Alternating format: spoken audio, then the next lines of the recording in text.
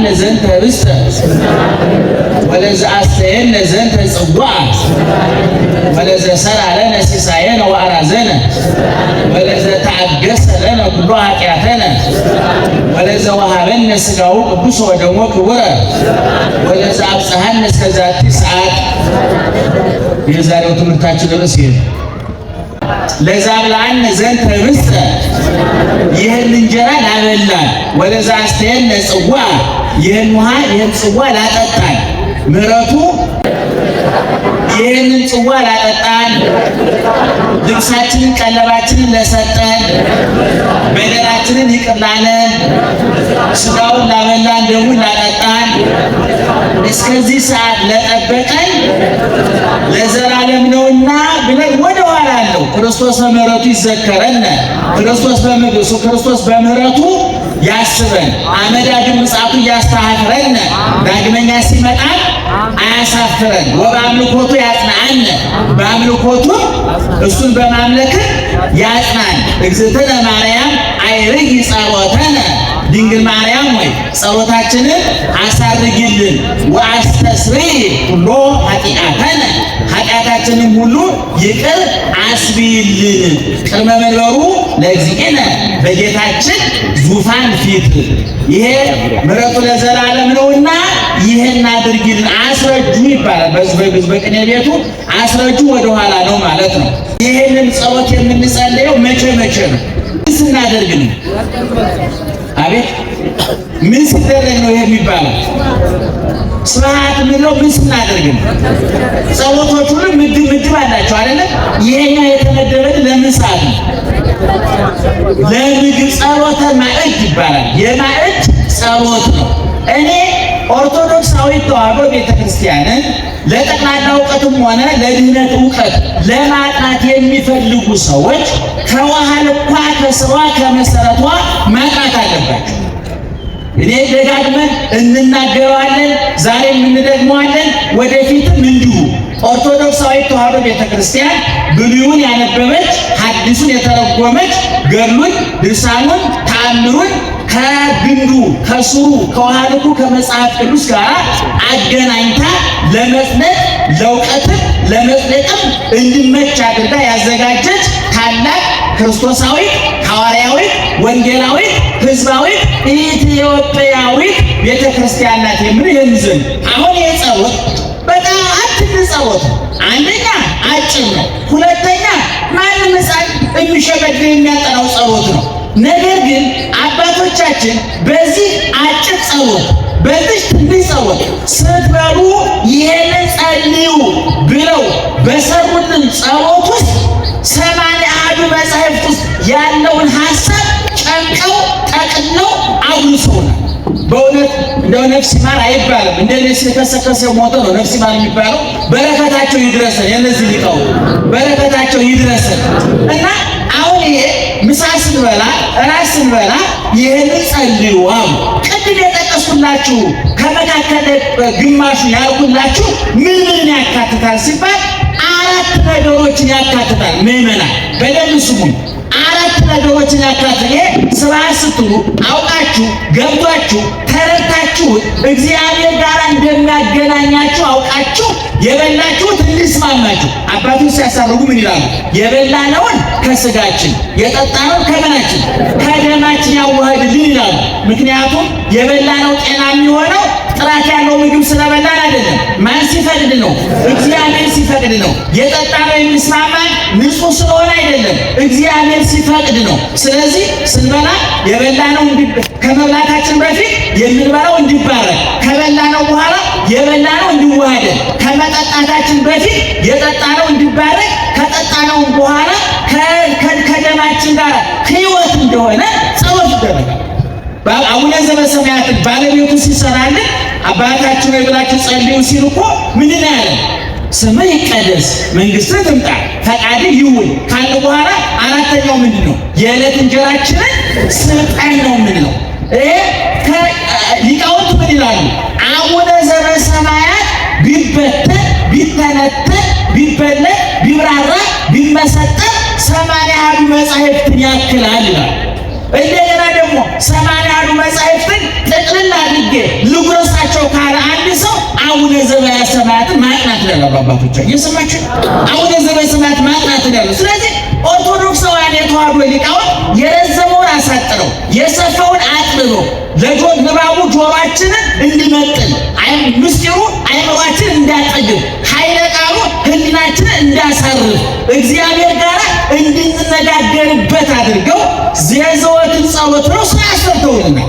በዚህ ውስጥ ቅድም እንደተናገርኩት የመጀመሪያው ጸሎት ይህን እንጀራ ላበላን ይህን ጽዋ ላጠጣን ማለት የምንበላው የምንጠጣው ለሰጠን ማለት ነው። ይሄ በተዘዋዋሪ መንገድ ማንን ነው እዚህ ያስገቡት? የዕለት እንጀራችንን ስጠን ብሎ በማቴዎስ ወንጌል ምዕራፍ 6 ከቁጥር 5 በሉቃስ ወንጌል ምዕራፍ 11 ከቁጥር 4 ጀምሮ ኢየሱስ ክርስቶስ ለደቀ መዛሙርቱ ያስተማረውን ትምህርት ነው የጠቀሱት። የዕለት እንጀራችንን ስጠን ስንል ምን ማለታችን ነው? ዝናቡን ባርክልን፣ መሬቱን ባርክልን፣ በሬ ገበሬውን፣ አሁን ደግሞ በሬው ተቀይሮ ትራክተሩን ባርክልን ይላል። የተዘራ የኢትዮጵያ የዕለት እንጀራችንን ስጠን ሲል ምን ማለት ነው? በሶማሌላንድ የሚሆን በጅቡቲ ወደቡን ሰላም አድርገው ማለት ነው።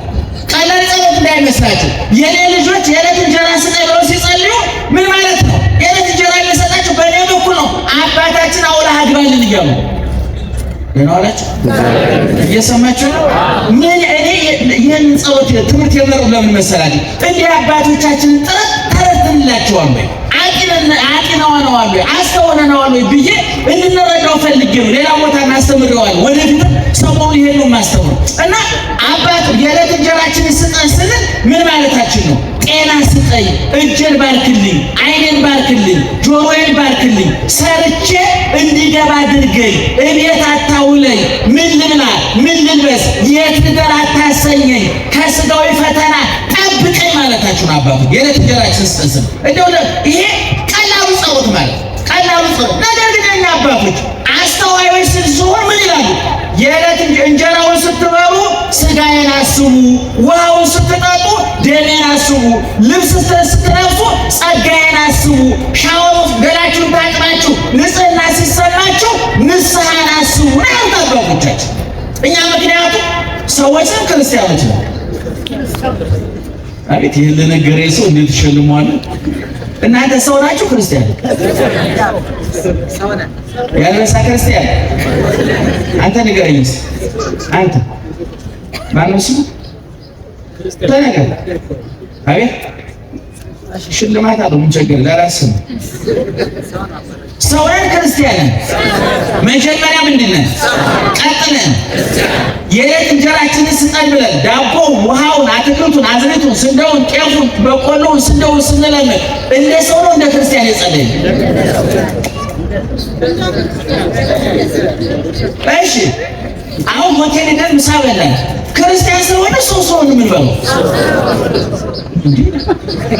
ሆቴል ውስጥ ሆኖ እንዴ ጉራ ገባኝ። በደንብ ስሙኝ። ሌላው አላችሁ አሁን ከዚህ ወጣችሁ አትክልት ገዝታችሁ ቤት ገባችሁ። ሰው ስለሆናችሁ ክርስቲያን ስለሆናችሁ እሺ፣ እዛ ሱቅ ውስጥ የሌላ እምነት ተከታይ ሊገዛ አይችልም። እግዚአብሔር የለም የሚል ሰው ሙዝ ሊገዛ አይችልም። አባይ ጤፍ ሊሸምት አይችልም። ይሸምታል። ይሄ መብላቱ፣ መጠጣቱ፣ በእውነት መዋለድ፣ መጋባቱ ከእንስሳት ጋር የምንጎራበትበት ምን አለ? ተስፋ እንዳትቆርጣላችሁ። የእንስሳት ጠባይ ነው። እንስሳት ይበላል አይበሉ? ይበላል አይበሉ? ለምሳሌ በግ እረኝነት ያሳለፋችሁ ሰዎች በጉን የምንጠብቀው ማን እንዳይበላው ነው? ማን እንዳይበላው ነው? ቀበሮ እንዳይበላው ጠብቀን ቀጥሎ ማን ይበላዋል? ሰው ይበላዋል። ስለዚህ በጉን በመብላት ቀበሮና ሰው እኩል ነው አይደለም? ልዩነት አለ? የለንም። የኛ ልዩነት ብልጥ ስለሆን ጠብሰን ቀጥልን አንፍረን አገንፍረን ብዙ አሰቃይተን ስለምንበላው አሁን ይሄን ጸሎት የዕለት እንጀራችንን ስጠን ብለን ስንጸልይ እንደ ሰው ስንጸልይ ዝናቡን ባርክልን፣ የተዘራው ይብቀል፣ የተተከለው ይጽደቅ፣ እምበላው፣ እምጠጣው፣ እምለብሰው፣ እምጠለልበት አትንሳኝ ማለታችን አይደል? ይሄ እንደምንጸልይ ነው። ይሄን እንደ ሰው ነው። አንዳንድ ሰው ብቻ ነው ወይ? ሰው ብቻ ነው ወይ? ምን ነን? ክርስቲያን ነን። እንደ ክርስትናችን ደግሞ ስንዴ በመብላት ዳቦ በመብላት ቁልቁል ጥብሱን ቅቅሉን በመብላት ክርስቲያን መሆን አይቻልም። ስለዚህ አባቶቻችን ምን አሉ? ይህን እንጀራ ለሰጠኸን ይህን ጽዋ ላጠጣኸን እናመሰግናለን ካሉ በኋላ ወለዘ ሰራ ለነ ሲሳየነ ወአራዘነ ቀለባችንን ምግባችንን የሰጠናውና ወለዘ ተአገሰ ለነ ኩሎ ኃጢአተነ ኃጢአታችንን ሁሉ ለታገሰ። ምግብ ማግኘት ልብስ ማግኘት ብቻ በቂ አይደለም። ቤት ማግኘት ብቻ በቂ አይደለም። ብዙ ሰዎች ቤት መግዛት፣ መኪና መግዛት፣ በቂ ገንዘብ ማግኘት፣ በቂ ልብስ ማግኘት፣ የተትረፈረፈ ኑሮ ውስጥ መኖር የጥያቄ መደምደሚያ ይመስላቸዋል። የጥያቄ መጨረሻው እሱ አይደለም። እንደዛማ ቢሆን ሀብታሞቹ እፎይ ብለው ተኝተው ያድሩ ነበር። ለስላሳ አንሶላ፣ ሙቅ ብርድ ልብስ፣ ምቹ ፍራሽ፣ ደላላ አልጋ፣ የጸዳ መኝታ ቤት ለጥሩ እንቅልፍ ዋስትና ሊሆን አይችልም። ምክንያቱም የሚተኛው ይሄ ነው፣ አይምሮ ነው፣ ህሊና ነው። ህሊና ደግሞ ስለበላ እፎይ ብሎ አይተኛም። ሰው ጥግብ ብሎ ስለተኛ በሰላም ሊተኛ ይችላል? አይተኛም። ሰው ብዙ ገንዘብ ስላከማቸ እፎይ ብሎ ይተኛል? አይተኛም። አሁን ነው በተጠና ጥናት ጥሩ አልጋ ላይ ከሚተኙት በረንዳ የሚያድሩና ለጥ ብሎ የሚተኙት ይባላል። ምክንያቱም እነዚህ ነገም ትዝ አይላቸውም፣ ትናንትናን ረስተውታል። ይሄኛው የትናንትናው ሲያባክነው የነገው ሲያባልነው ለስላሳው አንሶላ በጭጓሬው እሹ ይወገዋል። ምክንያቱም አይምሮ ነው የሚተኛው።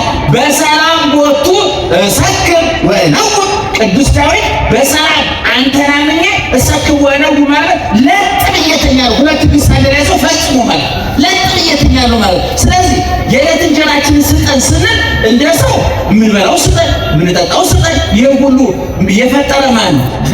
እግዚአብሔር ነው አይደል?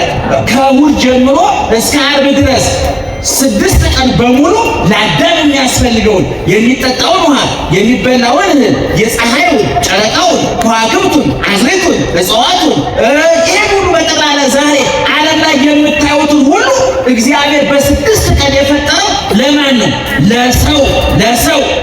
ነገር ግን የሰው ልጅ በመብላት በመጠጣት በመልበስ በመግባት በመዋለድ ብቻ እርካታ እንደማያገኝ ስላወቀ እግዚአብሔር ቃሉን ሰጠን፣ ወንጌልን ሰጠን፣ መጻሕፍትን ሰጠን፣ ሥጋውን ደሙን ሰጠን፣ ንስሐን ሰጠን፣ ጥምቀትን ሰጠን። ምን ያልሰጠን ነገር አለ? ስለዚህ ጸሎታችን ሁለቱንም ያካተተ መሆን አለበት ነው። ምዕመናን እያላችሁ እንግዲህ አሁን ይህን እንጀራ አበላን፣ ይህን ጽዋ አጠጣን ማለት ቀለባችንን ለሰጠን ወለዘ ተአገሰ ለነ፣ ሁለተኛ ኃጢአታችንን ይቅር ላለን፣ ሶስተኛ ሥጋውን ምግብ ሰጥቶ ንስሐ ኃጢአታችንን ይቅር ላለን፣ ኃጢአታችንን ይቅር ብሎ ሥጋውን ደግሞ ለሰጠን ለሱ ክብርና ምስጋና ይሁን ካልሆ ወለዘ አብጽሐነ እስከ ዛቲ ሰዓት፣ ክረምቱን በበጋ ሌሊቱን በቀን ሐዘኑን በደስታ ለውጦ ጨለማውን አሳልፎ እስከዚች ቀን ደግሞ የጠበቀን ማለት ነው እግዚአብሔር ነው። የሚገርማችሁ ነገር ባጭሯ የማዕድ ጸሎታችን ይህን ያካትታል። ብዙ ጊዜ በቤተ ክርስቲያናችን ጸሎት ፈጥሮ መጸለይ ወንጀል ነው። አሁን ሌላ ቦታ እንትኖቹ ሲጸልዩ እሰማለሁ በቪዲዮ በዩቲዩብ ላይ ፓስተሮቹ የራሳቸውን ሀሳብ ነው የሚደፉበት። ጌታ ሆይ ኑሮዬን ስለሞላው አመሰግናለሁ ይላል ፓስተሩ። እዛ የሞላው ህዝብ ግን ኑሮ ካልሞላለት እንዴ አይባልም። አባቶቻችን ያስቀመጡት ጸሎት የእኛን መሰረታዊ ፍላጎት ብቻ ሳይሆን መንፈሳዊ ፍላጎትን ጭምር ያካተተ ነው። ለምሳሌ አባታችን በሰማይ የምትኖር ብለን ስንጸልይ እኮ ውስጡ ምን አለ? አንደኛ ስምህ ይቀደስ፣ ሁለተኛ መንግስት ትምጣ፣ ሶስተኛ ፈቃድ ይሁን፣ አራተኛ እንጀራ ስጠን፣ አምስተኛ በደላችን ይቅር በለን፣ ስድስተኛ ወደ ፈተና አታግባን። ስንት ነጥብ ተናገሩ? አሁን ይህ ጸሎት እነዚህ 6 ነጥቦች የማይመለከቱ ሰው በዓለም ላይ ሊኖር ይችላል። ለምሳሌ የዕለት እንጀራችንን ስጠን ብለህ ጸልይ ብዬ ለአንድ ሀብታም ብነግረው እኔ ከዕለት አልፌ የዓመት ከዓመት አልፌ የዘመናት ቀለብ አለኝ አትጩህብኝ ሊለኝ ይችላል። እሺ በደሌን ይቅር በለኝ በድሎች በዛ አስተነፍሰዋል። አይ በደል የለብኝም ጻድቅ ነኝ ብሎ የሚመካ ካለ ጻድቅ ሆነ አይመካ ግን እመጻደቃለሁ ካለ እሺ በደል ከሌለብን እንዳትፈተን ጸልይ ይለዋል። ስለዚህ ይህ ጸሎት አጭር ትንሽ ንባቡ አጭር ምስጢሩ ጥልቅ የሆነ የሰዎችን መሰረታዊ ፍላጎት ስጋዊ ፍላጎት ምድራዊ ፍላጎት ከሰማያዊ ፍላጎታቸው ጋር ምድራዊ ፍላጎታቸውን ከሰማያዊ ፍላጎታቸው ጋር ስጋዊ ፍላጎታቸውን ከመንፈሳዊ ፍላጎታቸው ጋር አጣምሮ የያዘ ጸሎት ነው። ስለዚህ ምንድነው ስንጸልይ አባቶቻችን የሰሩልን ነገር እያስተዋልን መሆን አለበት። አንደኛ አንጸልይ። ብዙዎቻችን እኮ ከመብላታችን በፊት አንጸልይ፣ ከበላም በኋላ መንጸልይ ማለት እንጸልያለን። አንጸልይ ታውቁት እንኳን እናንተኛ ምን ፈተና ይገርማችኋል። ከበላም በኋላ ስጠግቡ ትዝ ብለን ጸሎታል። ነገር ግን መጀመሪያ ስጠን ብለን እንጸልያለን አይደለ? ስጠን ብለን ምን ስጠን? የምንበላው ስጠን። ትልቁ ፈተና በሰው ዘንድ ምን ልብላ፣ ምን ልልበስ፣ የት ልደር፣ እነዚህ ትልቅ ፈተና ናቸው። በመጻሕፍትም ብዙ ሰዎች ተናግረውታል። ያዕቆብ በኦሪት ዘፍጥረት ምዕራፍ 28 ቁጥር 20 ላይ ጌታዬ እምበላውን ካገኘሁኝ እግዚአብሔር አምላክ ይሆነኛል እምበላው ስጠኝ ብሎ ጸልየዋል። ቅዱስ ጳውሎስም እንከመረከብነ ሲሳይን እንከመረከብነ እክለ ዘንበል ወነፍሰ ዘንትቀረዝ ያአክለነ እምንበላውን የምንለብሰውን ካገኘ ይበቃናል ብሎ በጢሞቴዎስ ምዕራፍ 6 ላይ ተናግሯል። በብዙ ቦታ በቤተሰብ መጽሐፍ በጠቅላላ ብዙ ቦታ ያሰበን ባለቤቱን የዕለት እንጀራችንን ስጠን ብላችሁ ጸልዩዋል። ምክንያቱም ዝናቡን የሚሰጥ ማን ነው? እግዚአብሔር። ክረምትና በጋውን የሚያፈራርቅ ማን ነው? እግዚአብሔር። ሌሊትና ቀን የሚያፈራርቅ ማን ነው? እግዚአብሔር። ስለዚህ ፈቃድ ይሁን ጌታ ሆይ ምድሩን ባርክልን፣ አፈሩን ባርክልን፣ አየሩን ባርክልን፣ ሁሉን ነገር ባርክልን ብለን እንጸልይ። ለስጋዊ ፍላጎታችን ማለት ነው። ለስጋዊ ፍላጎታችን ይሄ መጸለይ እንደሚገባ አስተዋል አባቶቻችን። ነገር ግን ቅድም እንደተናገርኩት እኛ ሰው ብቻ አይደለም ብያቸዋለሁ፣ ክርስቲያኖችም ጭምር ነን። የኛ አባቶች ግን በጣም አስተዋይ ስለሆኑ ከምድራዊ ምግብ ጋር ሰማያዊውን ምግብ አገናኝተውታል። ከምድራዊ መጠጥ ጋር ሰማያዊ መጠጥ አገናኝተውታል። ቅድም እንዳልኳችሁ ልክ ምሳ አቅርባችሁ እንጀራ ስትበሉ ስጋዬን የበላ ደሜን የጠጣ የዘላለም ሕይወት አለው፣ ለስጋዬ ለሆዴ ለሰውነቴ ይህን በላሁኝ ጌታዬ፣ ለነፍሴ ደግሞ እኮ ቀራንዮ ላይ ስጋህን ቆርሰህ ደምህን አፍስሰህ ሰጥተኸኛል። አንተ ጋባዥ፣ አንተው ግብዣ፣ አንተው ጋባዥ ሁነህ ብሉኝም ብሉልኝም ብለህ ብላልኝ ብለህ ጤፉን ስንዴውን አትክልቱን ሰጠኸኝ፣ ብላኝ ብለህ ራስህን ቆርሰህ ደምህን አፍስሰህ ሰጠኸኝ፣ ተመስገን ማለት ይገባል። ልብስ ለብሰህ እርቃናችንን ስንሸፍን ከራቴ አበሳ ነውራችንን የሸፈንከው ኃጢአታችንን የሸፈንከው ጉዳችንን ደብቀህ በሰው ፊት እንድንቆም ያደረከን አንተ ነህ ብለህ ትዕግስቴን አስቡ። እየሰማችሁ ነው? ውሃ ይዛችሁ ፊታችሁን ገላችሁን ታጥባችሁ ቆሻሻው ሲለቃችሁ የሚሰማችሁን ደስታ ደግሞ ልክ ውሃው ስታስቡ ንስሐን አስቡ። ገላ በውሃ ነፍስ በንስሐ ትጸዳለች ይላሉ አባቶቻችን። ስለዚህ ይሄን ሁሉ ምንበላው ሰጥቶ ስጋዊ ምግብ ሰጥቶ መንፈሳዊ ምግብ ሰጥቶ ንስሐ ሰጥቶ ይቅር ብሎ የስጋው ደግሞ ሰጥቶ የጠበቀን ደግሞ ማን ነው? እስከዚች ሰዓት ያደረስከን ብላችሁ ጸልዩዋል። ስለዚህ አባቶቻችን የኦርቶዶክሳዊ ተዋሕዶ ቤተክርስቲያን በዘወትር ጸሎት የዘወትር ጸሎት ምን እንደሆነ መቼም ታውቃላችሁ። በዛች የዘወትር ጸሎቷን ብቻ እንደው አመስጥረን ተንትነን አብራርተን ተርጉመን እንኳን ብንነግራችሁ የቤተ ክርስቲያኒቱ አጠቃላይ እውቀት ስለ ክርስቶስ ያለን እውቀት በዛ ውስጥ ተካቷል። ስለዚህ ለዛ ብላን ስትጸልዩ በደንብ አድርጋችሁ ጸልዩ። እንግዲህ ይህን ሀሳብ ይዘን ወደ አዲስ ኪዳን ስንመጣ የክርስቲያን ዋናው መሰረቱ ክርስቶስን ማወቅ፣ የሚበላ የሚያገኝ፣ የሚጠጣ የሚያገኝ፣ የሚለበስ የሚያገኝ፣ ምንም ይሁን በረንዳ ዳሪ ይሁን ፎቅማ ዳሪ ይሁን የተትረፈረፈ ሀብት ይኑረው የተትረፈረፈ ጭንቀት ይሁንበት አስመጭና ላኪ ይሁን ተላላኪ የዞረድን ውጤቱ ማንን ማወቅ ነው? እግዚአብሔርን ማወቅ፣ ክርስቶስን ማወቅ ነው። እሱን ካላወቅን እውቀታችን ሁሉ ባዶውን ይቀር። ዋናው ማንን ማወቅ ነው? እግዚአብሔርን ማወቅ ነው። ስለዚህ ቤተክርስቲያኒቱ የመጻሕፍቱን በዚህ መልክ በዘወትር ጸሎት አማካኝነት በውዳሴ ማለት በቅዳሴ በሁሉም ቦታ ዱሌውን ሐዲሱን ተንትና አመስራ ተርጉማ የምትነግረን ማንን ለማሳወቅ ነው? እግዚአብሔርን ለማሳወቅ ነው። ሲራክ የተባለው የቤተክርስቲያናችን መጽሐፈ ሲራክ ሲናገር ምን ይላል? ብእሲሰ ጠቢብ ያፈቅር ሰማያ መጻሕፍት ወዘሰ ይናፍቅ ወይታመን በመጽሐፉ ይከውን ከመሃላ እንተ ታንቆል ማእከለ አውሎ። ብልህ ሰው መጻሕፍትን መስማት ይወዳል። የሚጠራጠር የማያምን የሚጠራጠር ሰው ግን በባህር ላይ ማዕበል ሞገድ እንደሚልጣት እንደሚያናውጣት መርከብ ይመስላል። ስለዚህ ማንን ማወቅ ያስፈልጋል ማለት ነው?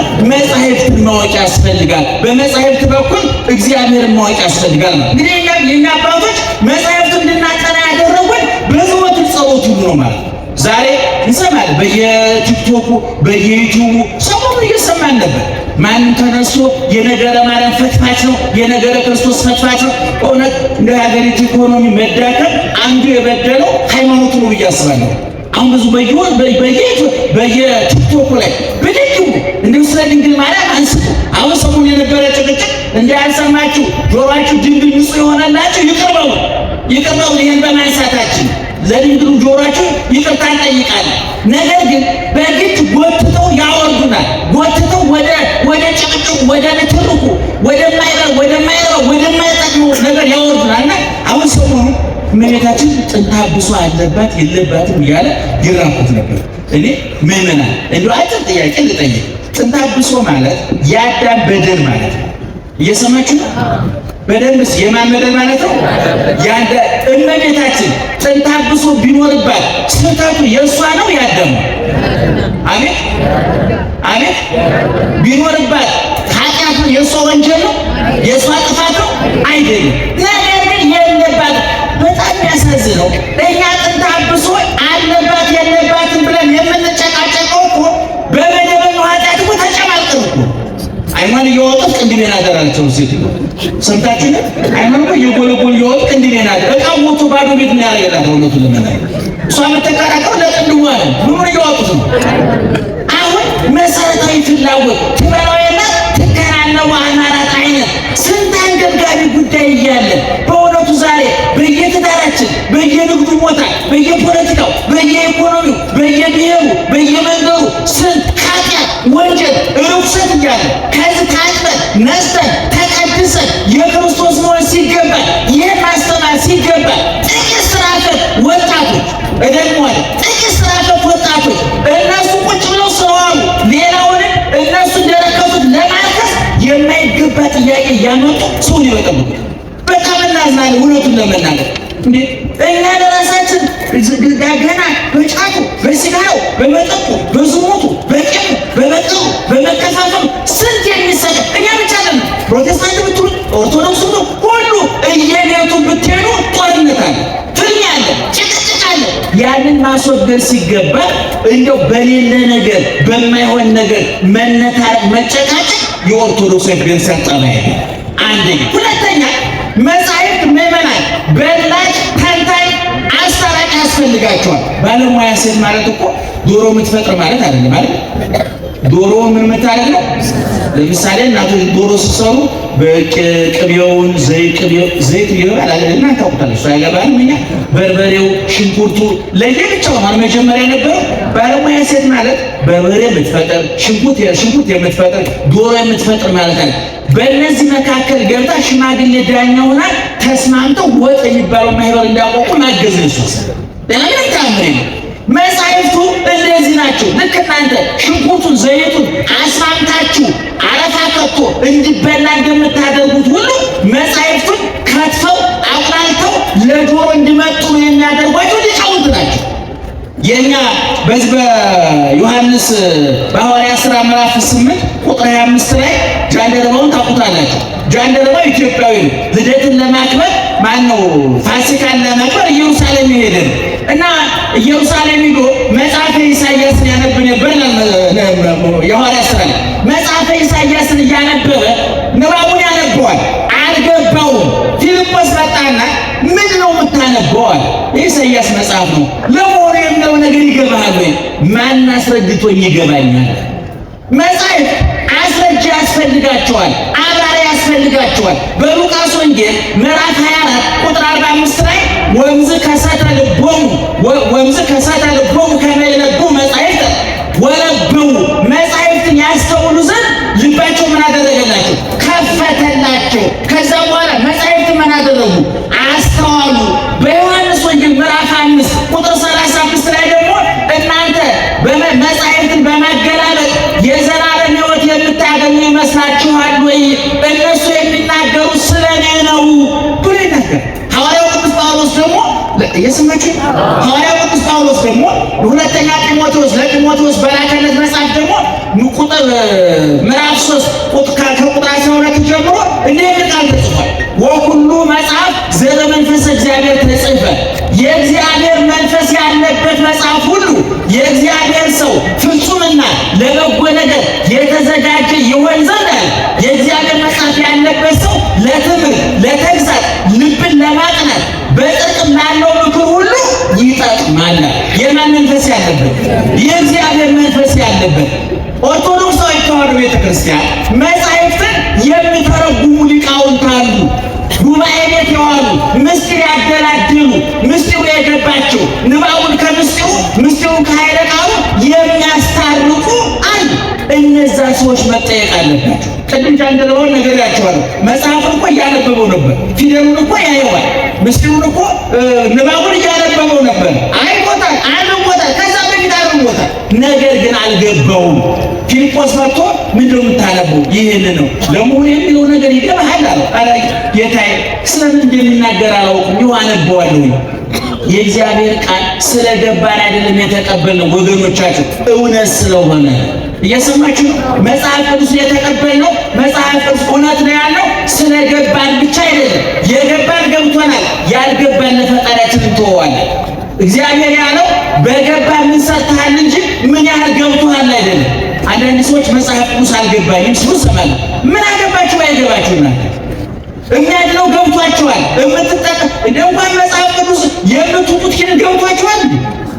የምትጠጡት ሽሮፕ ምን እንደሆነ ታውቃላችሁ? የምትወጉት መርፌ ምን እንደሆነ ታውቃላችሁ? ሐኪሙን አምናችሁ በመርፌ ተወግታችሁ ኪኒን ሽሮፕ ጠጥታችሁ እንፈወሳለን ብላችሁ እያመናችሁ እንዴት እግዚአብሔር አይታመን?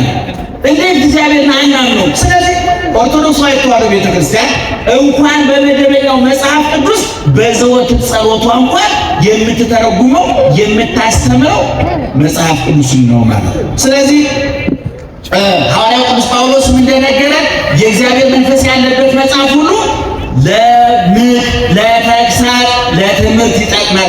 የማን መንፈስ ያለበት? የእግዚአብሔር መንፈስ ያለበት መጽሐፍ ሁሉ። እንግዲህ ገድል ብትሉት፣ ተአምር ብትሉት፣ ድርሳን ብትሉት ሰዎችን ማድረግ ነው ዓላማው። የቀና እንዲሆኑ፣ የዋሆች እንዲሆኑ፣ ለጽድቅ እንዲመቹ፣ ለፍቅር እንዲመቹ፣ ለክርስቶስ እንዲመቹ፣ የመንግሥተ ሰማያት ዜጎች እንዲሆኑ፣ ነፍሳቸውን ከሥጋቸው አስታርቀው እንዲኖሩ፣ ከሰይጣን ርቀው ከክርስቶስ ተጣብቀው እንዲኖሩ፣ ሰማያዊ ሐሳብ እንዲኖራቸው፣ ሞትን አልፎ ላለው ሕይወት፣ መቃብርን አልፎ ለሚገኘው ትንሣኤ፣ ለሰማያዊ መንግሥት የተደራደሩ የተመቹ እንዲሆኑ ማድረግ ነው። እንግዲህ እንደዛ አይነቱን ጸሎት ስንጸልይ መጽሐፍትን ስታነቡ ካልገባችሁ ሁለት አማራጭ፣ አንደኛ ከእናንተ የተሻለ ሰው መጠየቅ። ከእናንተ የተሻለ ሰው ማለት እንደው መጠሪያ ወጥቶ የለፈለፈ ማለት ነው፣ የቀባጠረ ማለት ነው። ይሄ መጠበቅ አለባችሁ ምዕመናን። ብዙ ሰው እሱ ስለገባው እሱ ብልጭ ያለችለት እውነት መስለውና የብዙ ሰው ሕይወት ያበላሻል። የብዙ ሰው ሕይወት ገደል ሲጨምር አይተናል። ለምሳሌ በዕብራውያን በሮሜ 8:34 ዘወትር የሚጠቀሳል በእግዚአብሔር ቀኝ ያለው ስለኛ ምን የሚያደርገው? ጮክ ብላችሁ ነው። ስለማን የሚማልደው? ስለኛ ማን የሚማልደው? ኢየሱስ ክርስቶስ። አሁን ጊዜ ኢየሱስ ክርስቶስ ስለኛ ይማልድልናል። እነሱ የእሱን አማላጅነት ክደው ማርያምን ተክተውበታል፣ ቅዱሳንን ተክተውበታል እየተባለ በየቦታው ሲጮህ ሰማል፣ ሲለፈለፍ ሰማል። በእውነት ስለኛ የሚማልደው ማለት ነው ማለት ነው። አሁን ክርስቶስ የት ነው ያለው? ምን አደና አላችሁ? የት ነው ያለው? የት ነው ያለው? በአባቱ ወይም ደግሞ በሰማይ ዙፋኑ ያለው አይደለ? በአባቱ ቀኝ ያለው ወነበረ በየማናሁ በአባቱ ቀኝ የተቀመጠ ስለኛ ምን እናደርገው? የሚማልደው። ይሄንን በጣም ባጭር ምሳሌ ልንገራችሁና እንጨርስ። ኢየሱስ ክርስቶስ ሰው ሆኖ ሥጋ ለብሶ በመካከላችን ተመላልሷል። ወንጌልን አስተምሯል። የምንድንባቸው መንገዶች ነግሮናል። 3 ነገሮች ልንገራችሁ። በልጁ ያመነ ጮክ ብሎ አይዟችሁ፣ በልጁ ያመነ። ስለዚህ የዘላለም ሕይወት ለማግኘት በማን ማመን አለብን? በማን ማመን አለብን? በኢየሱስ ክርስቶስ ማመን አለብን አለ። ምን ለማግኘት? የዘላለም ሕይወት ለማግኘት። ይሄ የዮሐንስ ወንጌል ምዕራፍ 3 ቁጥር 35 ላይ ነው። ሥጋዬን የበላ ደሜን የጠጣ የዘላለም ሕይወት አለው። ስለዚህ የዘላለም ሕይወት ለማግኘት በሁለተኛ ደረጃ ምን ማድረግ አለብን?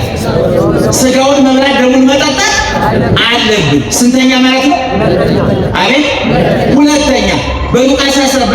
በማርቆስ 16:16 ደግሞ ያመነ የተጠመቀ ይድናል።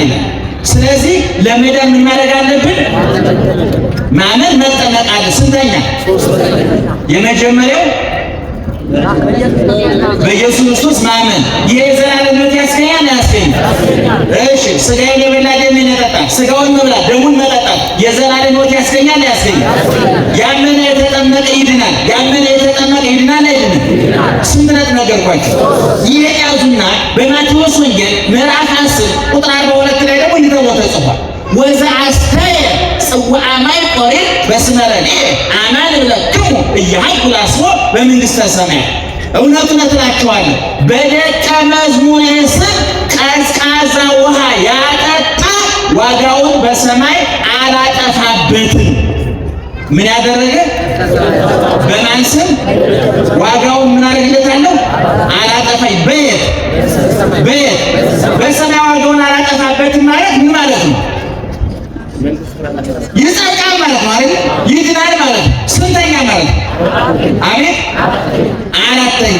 ይሄን ተቀብሎ ደግሞ ራሱ ባለቤቱ በእኔም በልጅ ያመነ የዘላለም ሕይወት አለው፣ ሥጋዬን የበላ ደሜን የጠጣ የዘላለም ሕይወት አለው፣ ያመነ የተጠመቀ ይድናል፣ በደቀ መዝሙሬ ስም ቀዝቃዛ ውሃ ያጠጣ ዋጋው አይጠፋበትም ብሎ ያስተማረው እሱ ደግሞ መልሶ ምን አለ?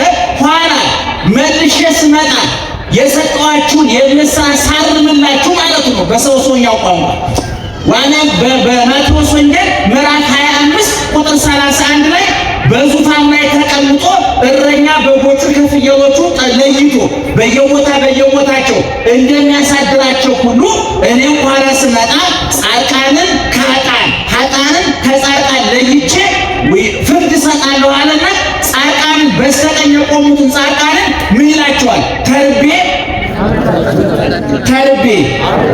ተጠምቼ ተራቁቼ እንግዳ ሁኜ ታስሬ ታምሜ ጠይቃችሁኛልና ወደ ዘላለም ሕይወት ግቡ በሉ። ወደ ዘላለም ሕይወት ምን ያደረጉ? ልብ አድርጉ። አሁን የደረደርናቸውን ነገር ታስታውሷቸዋላችሁ? እንመልሳቸው። በልጁ ያመነ ሥጋውን ደሙን የበላ ያመነ የተጠመቀ በደቀ መዝሙሩ ስም ቀዝቃዛ ውሃ ያጠጣ ኋላ ባለቤቱ ሲመጣ ደግሞ ጻድቃንን ሲጠይቃቸው ክርስቲያኑ ሲጠይቃቸው ቆርባችኋል፣ ተጠምቃችኋል፣ በእኔ አምናችኋል አይላቸው። ምንድን ነው የሚላቸው? የተራበ የተጠማ የተራቆተ እንግዳ ይሄን ሁሉ ስድስቱን ቃላት ወንጌል ፈጽማችኋል ወይ ነው። እሺ አሁን ከደረደርኳቸው ነገሮች የዘላለም ሕይወት ለማግኘት የቱን አንዱ መፈጸም በቂ ነው? ነገሩን አንዱ መፈጸም በቂ ነው አይደል? ሁሉም እንደየቅደም ተከተላቸው ምንድን ናቸው? እሺ ይሄን ሁሉ አድርጎ በአባቱ ቀኝ ያለው ክርስቶስ አሁን ዛሬ ስለኛ ምን እያመን ይማልሽ? እየሰማችሁኝ? ሰሞኑን የተናገሩት አንድ ምሳሌ ልንገራችሁ። እስኪ አንድ ሰው ሐኪም ቤት ሄደ፣ ሐኪሙን አገኘ፣ በሽታውን ተመረመረ። ሐኪሙ ኪኒን ወይም መርፌ ወይም ሽሮፕ ያዝለትና ይህንን ኪኒን ለ7 ቀን ጧት 2 ቀን 2 ማታ 2 ውሰድ ብሎ ያሰናብተው። ወረቀት ጽፎ ይሰጠዋል። ወረቀቱን ታቁታላችሁ አይደል? ታነቁታላችሁ? አታነቁትም እንዴ? ዝብርቅ ያለ ነው የሚባለው። ፋርማሲስቱና ዶክተር ብቻ ናቸው የሚባቡበት። ስለዚህ ያንን ወረቀት ወስዳችሁ ለፋርማሲስቱ ስትሰጡት ያነብና መመሪያው ይነግራቸዋል። ይሄ መድኃኒት ነው፣ ለዚህ ነገር ውሰድ ይላቸዋል። ያንን መድኃኒት ተቀብላችሁ ወደ ቤታችሁ ከገባችሁባት ቀን ጀምሮ ዶክተሩ ጋር ትገናኛላችሁ። ወይም ደግሞ ዶክተሩ እየደወለ ያንን ኪኒ ወሰድኩ ነው ይደውልላችኋል። በእናንተና በዶክተሩ መካከል ልዩነት አለ? ምን ሰጥቷችኋል? መድኃኒቱ ሰጣችሁ እንጂ ከዛ በኋላ ዶክተሩ እሚተኛው እናንተን እያማከረ የት እንዳለ ታውቃላችሁ? ይሙት ታውቃላችሁ? መልሳችሁ እስከምትሄዱ ድረስ ባዘዘው መድኃኒትና በበሽተኛው በዶክተሩ መካከል የመጀመሪያ ቀን የመጨረሻ ቀን ግንኙነት ያለ። አሁን ሐኪማችን ማን ነው? ነገሩ ሐኪማችን ማን ነው? መድኃኒቶቹ ቅድም ነግሮናል። ምን ናቸው ብያለሁ? በልጁ ማመን፣ ሥጋውን መብላት፣ ደሙን መጠጣት፣ ማመን፣ መጠመቅ፣ የተራበ የተጠማ ማብላት፣ ማጠጣት፣ እስረኛ መጠየቅ፣ በሽተኛ መጎብኘት፣ እንግዳ መቀበል። እነዚህ መድኃኒቶች ያዘዘልን የዘላለም ሐኪማችን አቃቤ ሥራይ ዘነፍስ ኢየሱስ ክርስቶስ። እነዚህ መድኃኒቶች አዞ እሱ ከኛ ጋር አለ የለም? አለ የለም? አሁን በአቀኝ የሚማልድላችሁ ማለት እኮ የዕለት ከዕለት ክትትል የሚያደርግላችሁ ማለት ነው። እየሰማችሁ የዕለት ከዕለት ክትትል ያደርግልናል። እንደውም እዛ ዮሐንስ ወንጌል ላይ እዛው ላይ ምን ተብሎ ተጽፏል መሰላችሁ? ሥጋዬን የበላ ደሜን የጠጣ የዘላለም ሕይወት አለው ብቻ እኮ አይደለም። አንሙት ቤታችሁ ገብተን የዮሐንስ ወንጌል ምዕራፍ 6 እዛው ላይ ምን ይላል? ሥጋዬን የበላ ደሜን የጠጣ አለ እኔ ከእሱ ጋር እኖራለሁ እሱ ከኔ ጋር ይኖራል። እሱ ከኔ ጋር እኖራለሁ ማለት በዚህ ዓለም ዛሬ እሱ ከኔ ጋር ይኖራል ማለት ደግሞ በወዲያኛው ዓለም በመንግሥተ ሰማያት ዛሬ ክርስቶስ በቃ ደሜን ሥጋዬን ሰጥቻችኋለሁ በእኔ መኑ ብያችኋለሁ ብሎ በሩን ዘግቶ በእኛ መካከል ያሉትን አቋርጦ አቁሟል? በፍጹም። ይሄ የምድራዊ ሐኪም ጠባይ ነው። የምድራዊ በሽተኛ ጠባይ ነው። የምድራዊ መድኃኒት ጠባይ ነው። የምድራዊ ሐኪም ቤት ጠባይ ነው። እኛ ሐኪም ቤታችን ኦርቶዶክሳዊ ተዋሕዶ ቤተክርስቲያን ዋናው የሐኪም ቤቱ ዋናው ዶክተር ኢየሱስ ክርስቶስ፣ ነርሶቹ ረዳቶቹ ደግሞ ጻድቃን ሰማዕታት መላእክት ናቸው። መድኃኒታችን ደግሞ ንስሐው ሥጋው ደግሞ ይቀጥላል። ለመዳን የሚያስፈልጉ የምናከናውናቸው ነገሮች በጠቅላላ ምንድን ናቸው? መድኃኒቶቻችን ናቸው። ስለዚህ አሁን በአንቀኝ ስለኛ የሚማለው ማለት ዛሬ ዘወትርን ከኛ ጋር ያለ በማቴዎስ ደመምሸችሁ እየሰማችሁ በማቴዎስ ወንጌል ምዕራፍ 28 ቁጥር 29 ላይ ባለቤቱ እንዳለ ወናሁ ተውበ ሊተ ኩነኔ ሰማይ ወምድር ሰማይን ምድርን የማሳልፍበት ስልጣን አለኝ ተሰጠኝ። ወናሁ እሄዱ ምስሌክሙ እስከ ዕርቀተ ዓለም እስከ ዓለም ፍጻሜ ድረስ እኔ ከእናንተ ጋር ሆናለሁ። ሰምታችሁኝ? ከማን ጋር ይሆናል? መዓልተ ምስሌነ ወሌሊተ ማእከሌነ። ቀን በስራ ቦታ፣ ሌሊት ባልጋችን ላይ ይጠብቀናል። ሥጋውን እንድንበላ ደሙን እንድንጠጣ ያበረታናል። አስተማሪ ይልክልናል። ንስሐ የሚገባ ልቦና ይሰጠናል። ዛሬ በአቀኝ ሰማይ ሆኖ አይኑ ዝና ያለው ልቡ ዝና ያለው ሁለመናው እኛ ጋር ነው ያለው። ስንታሰር ሐኪም ቤት፣ ፍርድ ቤት፣ እስር ቤት፣ ስንተኛ ሐኪም ቤት፣ ስንሰደድ ዘምስለ ዮሴፍ ተሰደ ከመይስፍር ሲሳየ ለሕዝብ እግዚአብሔር ወዳጆቹ ሲሰደዱ አብሮ ይሰደዳል። ሲታመሙ አብሮ ይተኛል። ሲታሰሩ አብሮ ይታሰራል። በየቦታው በሚነድ እሳት ውስጥ ይገባል እግዚአብሔር። ኢሳይያስ በምዕራፍ 43 እንደተናገረው በእሳት መካከል ብታልፍ አያቃጥልህም፣ እኔ ካንተ ጋር ነኝ። በውሃ መካከል ብታልፍ አያሰጥምህም፣ እኔ ካንተ ጋር ነኝ ይላል እግዚአብሔር። ስለዚህ በአቀኝ የሚማልድላችሁ ማለት ዘወትር የሚከታተላችሁ ማለት ነው። ምሳሌ ገብቷችሁ ዶክተሩ እናንተን ያውቃችኋል። ከመሄዳችሁ በፊት ያውቃችኋል። አጌታችሁ ከወጣችሁ በኋላ የት እንደገባችሁ ያውቃል። ለምሳሌ እናንተ ሄዳችሁ ኪኒኑን ኪኒን ስቅም ሁሉም እግዚአብሔር ያውቃል ብላችሁ ኪኒኑን ሽንት ቤት ብቻው ዶክተሩ ያውቃል። የሚያውቀው ነገር 7 ቀን ቆይታችሁ ውሸታችሁ ሳትውጡ ውጭ አለው ብትሉት የሚያውቀው ነገር አለ? አያውቀው።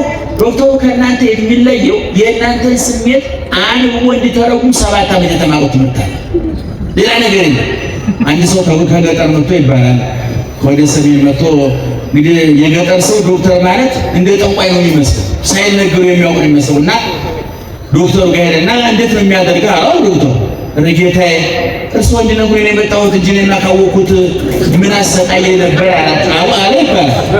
እንግዲህ ብዙዎቻችን አሁን ዶክተር ሲባል እንደው ዝም ብሎ አይቶ የሚያውቅ አይደለም ይመስል ጠንቋይና ዶክተር የሚባል ጠንቋይ ደፋር ስለሆነ አውቀዋለሁ፣ ዶክተር ግን ሙሉ ስለሆነ አውቀዋለሁ። ጠንቋይ ታውቁታላችሁ። ጠንቋይ ለመሆኑ እኮ ደፋር መሆኑ የሚጠይቅ ኃጢአት መሆኑ ገብቶ ነው እንጂ እኮ አሁን ጠንቋይ ቢሆን አዲስ አበባን አሰግደው ነው። በግምት ማውራት እኮ ነው። በግምት ማውራት አይደል? አንተ ጠይብ ሴት አትሁን ይለዋል። የኛ ሰው ጅል ስለሆነ ሰላም ያለች ጠይብ ሴት አትዝም ብትል የከደች። ይሄ ጠንቋይ ማለት ገማች ማለት ጥሩ ገማች ጠንቋይ ማለት ግምት የምትችሉ ሰው ጥቆላ መስራት ትችላላችሁ። እና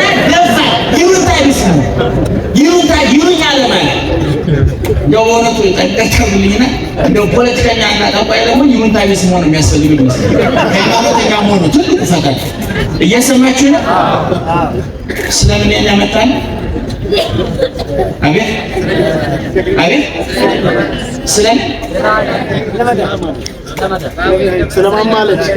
ስለማማለል ስለዚህ ታውቃለህ ሐሳቡ ዶክተሩ የእናንተን ሐሳብ ይረቀድም እንደታነ ያገጠሩ ሰውዬ አልታወቅ እንጂ እኔ ካወቁ ምን አመጣኝ አላለ እና ዶክተሩ ደግሞ እንደዚሁ ብልብጤ ስለሆነ አንተ መታከም ያለህ ደብረ ዘይት ነው።